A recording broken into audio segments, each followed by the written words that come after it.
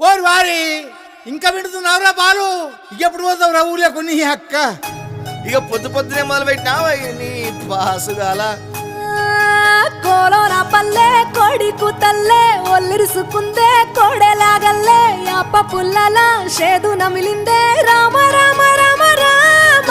తలకు పోసుకుందే నా నేల తల్లే అలికి పూసుకుందే ముగ్గు సుక్కల్లే సద్ది ముటల్లే సగబెట్టుకుందే బాయి గిర్కన పల్లె